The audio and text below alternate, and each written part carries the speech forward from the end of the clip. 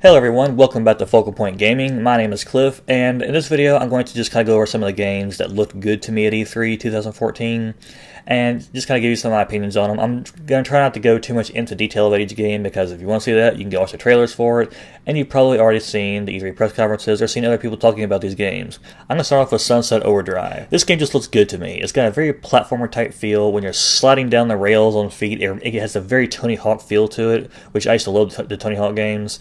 It also has kind of a bullet storm feel when you make an explosion happen and it says boom, slat, pow, or whatever the words are that they've programmed into it. It kind of takes elements of various games I've liked over time and combines them all into one. So I'm definitely interested in Sunset Overdrive. Now we're moving on to the game that I mentioned in my what I'm looking forward to in E3 video before E3 happened. I said that I was interested in seeing Mirror's Edge.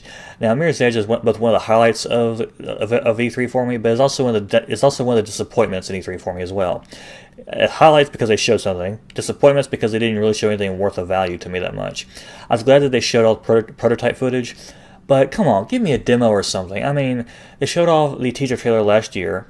This year they just showed off prototype gameplay, it's not really even official gameplay. It was prototype gameplay. You can definitely tell that their prototype gameplay was modeled around what the game is conceptually looking like. But I mean, it's prototype gameplay. I want real gameplay. Even though the prototype gameplay looked pretty good still, I still want real gameplay. I mean, I have a feeling that next year they're going to show off yet another trailer. This time it's going to be like actual gameplay footage. But then they're going to say that it's going to come out for a 2016 release. That's my fear. I hope that doesn't happen. We shall see. But I do like what they're doing with Mirror's Edge. I like the polish that they have to it. I just want the game to come out already. I want to see gameplay footage of it. People say that they didn't specify Mirror's Edge 2 at E3, but they've already come out beforehand and say Mirror's Edge 2 is actually happening. So I guess that's going to be a sequel from my understanding. So long story short, looking forward to seeing more about that, whenever that may be. Next is going to be Rainbow Six Siege. Now, I've not played a Rainbow Six game in ages. I think the last game I tried was Vegas or Vegas 2. I think they made a Vegas 2. It's been so long since I played the game, I lose track. But Vegas 2, whatever it was. And, where you're going through a casino. I played a little bit of that, but I never really dove deep into it. Like, I definitely never got halfway through the game. I played maybe like 20, 30 minutes of the game. But, I don't know. I just never got into it beyond that. So it's been quite a while since I've seen a Rainbow Six game. But the destructible environments, how the walls fall apart, and just the gameplay demos look very interesting to me. I'll just put it that way.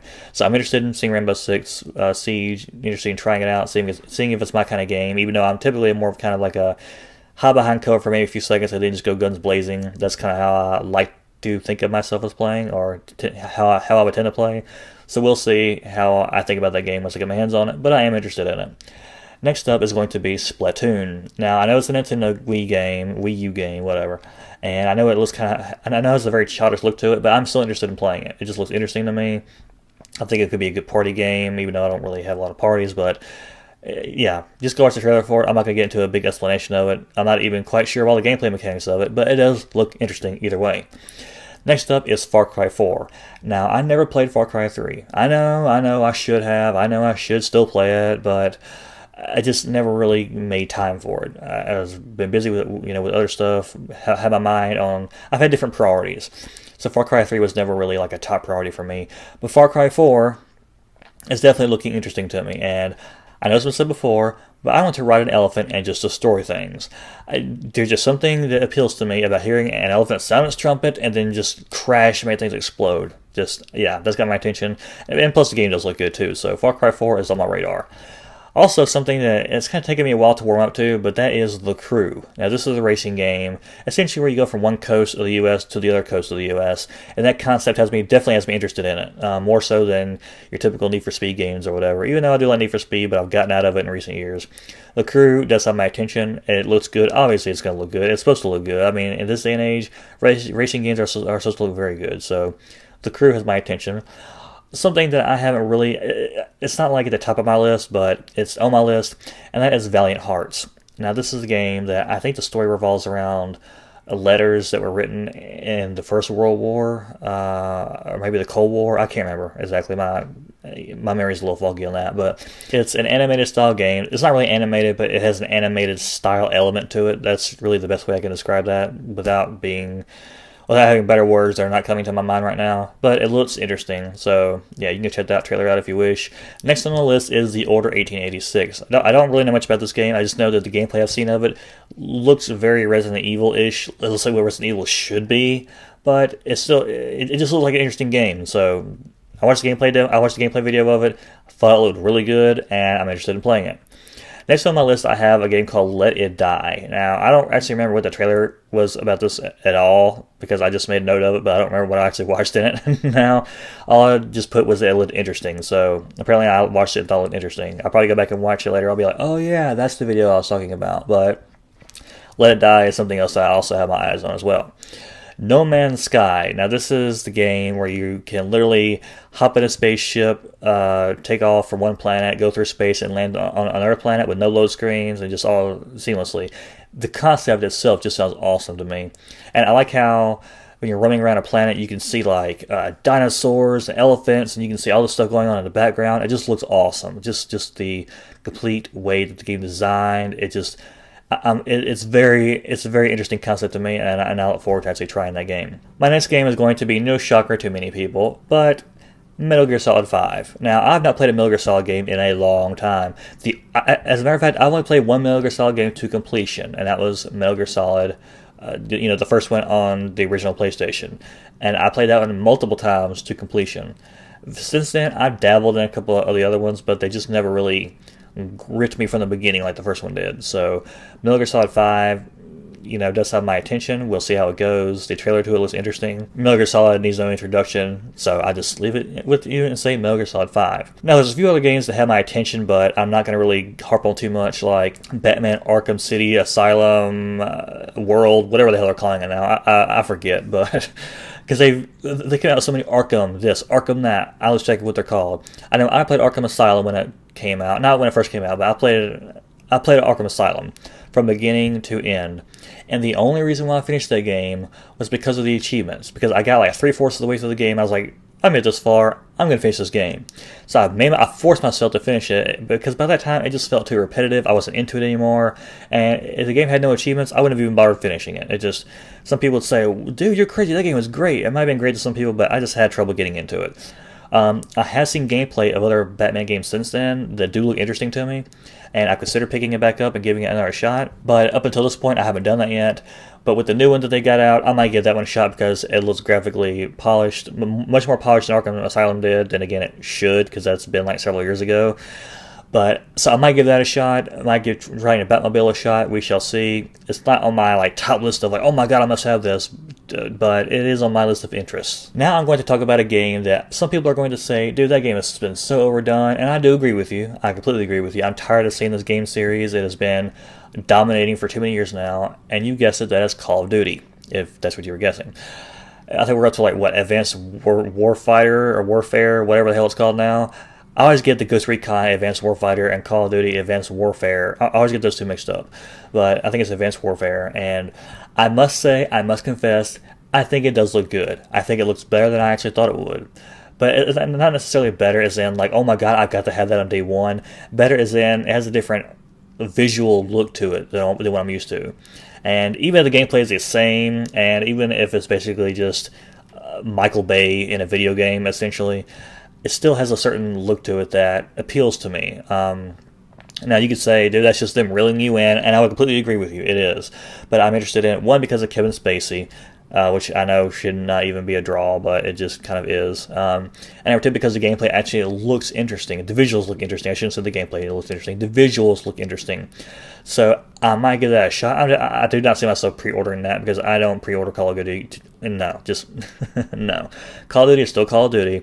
It's Call of Duty, perhaps with a fresh coat of paint on it, with a different coat of paint on it.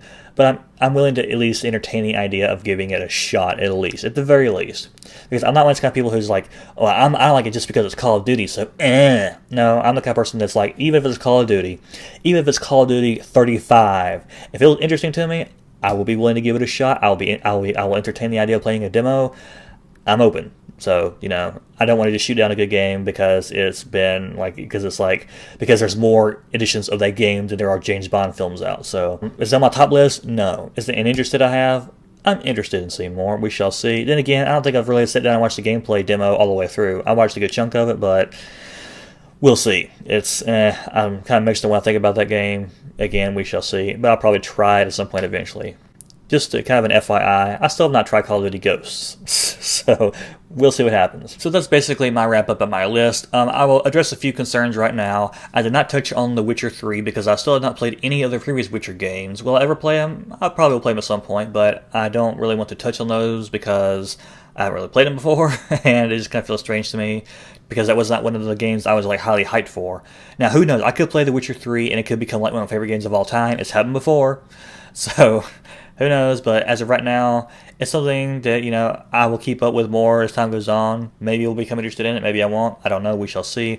The Dragon Age games I've never been into. I've just, some games just aren't for me. As far as Zelda goes, I can't really comment on Zelda too much because they showed off, what's supposed to be a hybrid of game trailers footage and gameplay. But I can't really tell where one started and the other stopped. I'm guessing that the gameplay footage was when they were in the field and the monster started shooting explosives and stuff. I don't know. But I want gameplay. I want actual gameplay. Even if it's just 30 seconds or 60 seconds. Like, Richard of Review Tech USA said a while back. Just give me something. Just give me something. And something where I can tell there's gameplay. If I can't tell there's gameplay or pre-rendered, then what's really the point? I don't understand that. Zelda is something that I did like at E3, but I can't say it's something that I like the most at E3 because I don't really even know. I can't tell how much of a reflection that's going to be on the final game. So, I mean, it's the same thing with Mirror's Edge. I got a peek inside what they're doing, but I didn't really get like a good hands-on impersonation of what the game is going to look like in a controller in my hands, and that's what I want to see. So, with that said, Zelda gave me more than Mirror's Edge 2 did, but they both had the same issue, and that's that they did not show me like an actual gameplay demo of it, which is kind of what I wanted, but I'll tell you what I can get on either one of them, so yeah. I guess you could put Zelda on my top games I liked as well if you want to, but I find it kind of difficult to because I didn't see any gameplay, or if I did see gameplay, I couldn't tell what the gameplay part of it was, so I'm looking forward to it, don't get me wrong, but I would like to see something more than just what they showed. And on a final note, I will address why I have not mentioned Assassin's Creed yet, and that's because while I do want to like Assassin's Creed, I haven't been able to get into Assassin's Creed games. Like, I played some of the first Assassin's Creed. Actually, I went out and bought the first Assassin's Creed back when it was brand new, played through maybe a few hours of it, and then just kind of put it aside, kind of lost interest in it, and I've never really just gotten that, oh my god, I gotta play that. I've never gotten that feeling back. I have not played Assassin's Creed 2, 3, Revelations. I have not played any of them since Assassin's Creed 1.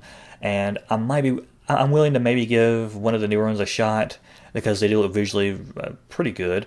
And by pretty good, I mean really good. They do look visually impressive. I might be willing to give them a shot at some point to see if the gameplay intrigues me again. But I basically feel like I do with Assassin's Creed like I do with Batman. I'm willing to give them a shot again, but I'm not sure if they're going to be able to hold my attention for a long time. So that's kind of where I am with those games. That's kind of what my overall thoughts about E3 were.